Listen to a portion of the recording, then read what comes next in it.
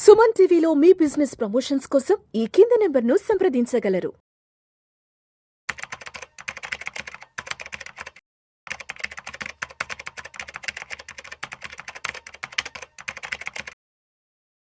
నమస్తే, నేను జీవి సత్యనారాయణ.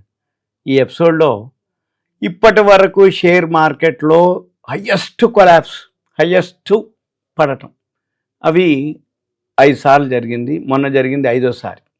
ఇవన్నీ ఎప్పుడు జరిగినాయి, ఏం జరిగింది అనేది ఈ ఎపిసోడ్లో. ఇది ఎందుకు చెప్తున్నానంటే మనకు తెలవాలి. మెయిన్ షేర్ మార్కెట్లో పెరగటం ఎంతైతే ఉందో అటువంటి ఉపద్రవాలు అంటే ఏంది, సునామీలాగా లేకపోతే ఇంకేదన్నా మాదిరి.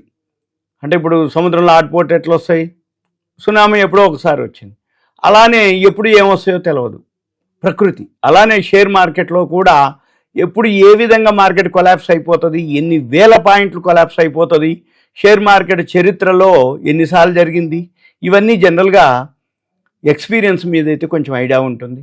రెండోది షేర్ మార్కెట్ అవేర్నెస్, అంటే షేర్ మార్కెట్ తెలుసుకోవాలని తాపత్రయం కానీ తహతహ కానీ షేర్ మార్కెట్ గురించి డెప్త్గా నాలెడ్జ్ కావాలి అనుకునే వాళ్ళందరూ దీని మీద ఎంక్వైరీ చేస్తారు, అంతే తప్ప వేరే విధంగా అనేది కాదు. ఎందుకోసం అంటున్నా అంటే ఏదైతే ఉందో కంటిన్యూగా ఈ మధ్యకాలంలో, అంటే ఉదాహరణ కరోనా తర్వాత ఎవరైతే షేర్ మార్కెట్లోకి ఎంటర్ అయినరో వాళ్ళకి ఏమి ఉండదు ఇబ్బంది. అంటే ఏంది, పచ్చగా ఉంది, ఎప్పుడు కొనుక్కున్నా పెరిగింది, ఒకవేళ పడ్డా మళ్ళీ పెరిగింది, ఎప్పుడు లాస్ లేదు, ఎప్పుడు లాభాలే ఉన్నాయి, కాబట్టి ఇది పచ్చగా ఉంది అనుకుంటారు.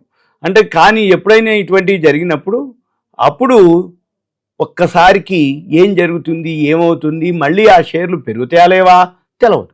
ఇవన్నిటికీ ఏదైతే ఉన్నాయో అవి మీకు ఈ వీడియోలో షేర్ మార్కెట్ స్టార్టింగ్ నుంచి ఎప్పుడెప్పుడు స్కామ్ కానీ బూమ్ కానీ రెండు ఉంటాయి. స్కామ్ మోసం చేయటం, బూమ్ ఆర్టిఫిషియల్గా లేదు, ఇట్లా ఏదో ఒక విధంగా ఈవెంట్లు ఉంటాయి. ఆ ఈవెంట్ ఏం జరుగుద్దో తెలియదు, ఎలా జరుగుద్దో తెలియదు, జరిగిన తర్వాతనే నష్టము అని తెలుస్తుంది. అవన్నీ ఏంటిదో చూద్దాము. అయితే ఈ పతనాలు ఏవైతే క్రాషెస్ ఉన్నాయో ఇప్పటి వరకు 5 సార్లు జరిగింది. మొన్న జరిగింది 5వ సారి. అదేంటో చూద్దాం అతిపెద్దగా.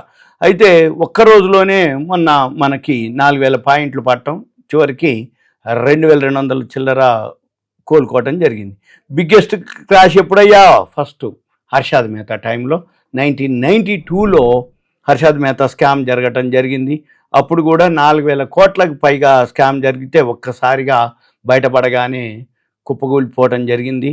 అది ఏప్రిల్ 28, 1992లో 570, అప్పట్లోనే 570 పాయింట్లు, 12.7% అనమాట, ఏది పడిపోవటం. ఒక్క రోజులోనే అతిపెద్ద పతనం అనేది అప్పటికి. అది అంటే 1992 కంటే అంతకుముందు ఎప్పుడు కూడా ఇలా జరగలేదు కాబట్టి అదే అతిపెద్ద పతనం అన్నారు అప్పటికి. ఇంకా సింపుల్గా ఏంటిది అంటే హర్షద్ మెహతా స్కామ్ అందరికీ తెలిసి ఉండొచ్చు, ఈ మధ్య సినిమా కూడా రావడం జరిగింది. మన పని ఏంటిది అంటే హర్షద్ మెహతా ఏదైతే ఉన్నాడో ఆయన ప్రమోటర్స్ తోటి కుమ్మక్కయ్యి వాళ్ళు స్కామ్ చేయటం జరిగింది. ఇది ఫస్ట్ స్కాము షేర్ మార్కెట్లో. అప్పటికి అన్నీ కూడా బాగా పెరగడం జరిగింది, ఆ దెబ్బకి కొలాప్స్ అయిపోవడం జరిగింది.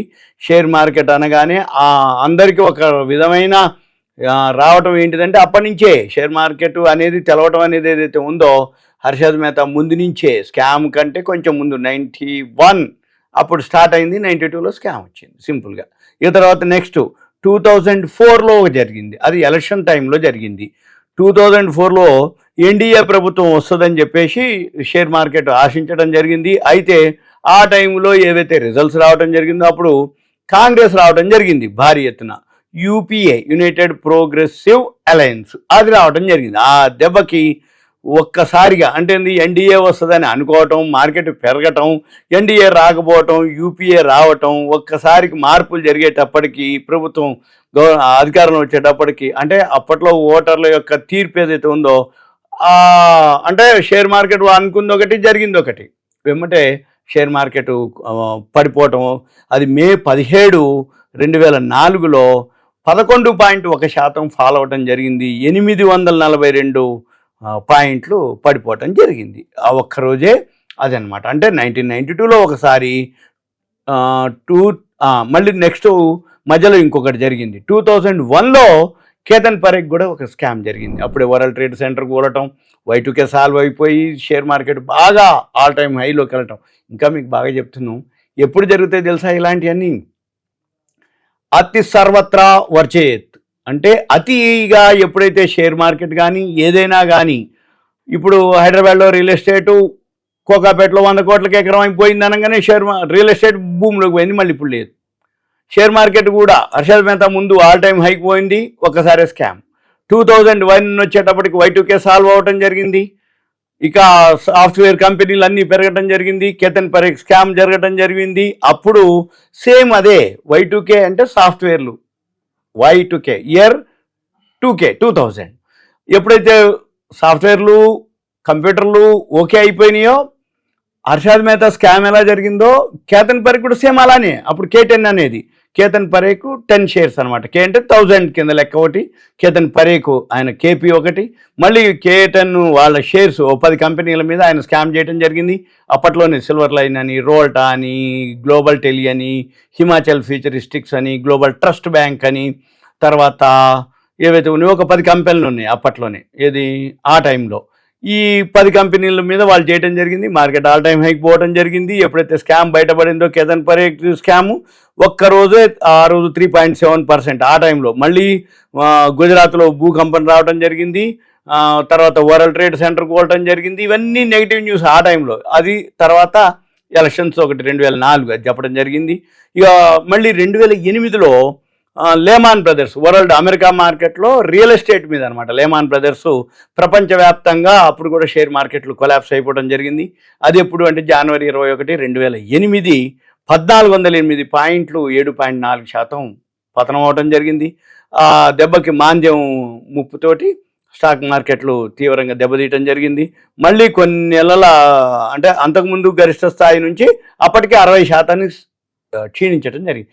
ఎప్పుడు ఏ టైంలో ఏం జరుగుతుందో తెలియదు. లేమాన్ బ్రదర్స్ ఏంటంటే రియల్ ఎస్టేట్ మార్కెట్ వాల్యూని ఎక్కువ వేసి అప్పులు ఇవ్వటం, అది జరిగింది లేమాన్ బ్రదర్స్. అదనమాట 2008లో ఏం జరిగింది అంటే మనకు ₹1 కోటి ఉంటుంది, మార్కెట్ వాల్యూ 2 కోట్లు 3 కోట్లు వేయటం, వాళ్ళు లోన్ తీసుకోవటం, వాళ్ళు రీపే చేయకపోవటం, అసలు వాల్యూ అది లేని లేదురా బాబు, నువ్వు తీసుకున్న అప్పు కంటే అది పావలా కూడా 10 పైసలు లేదని చేయటం.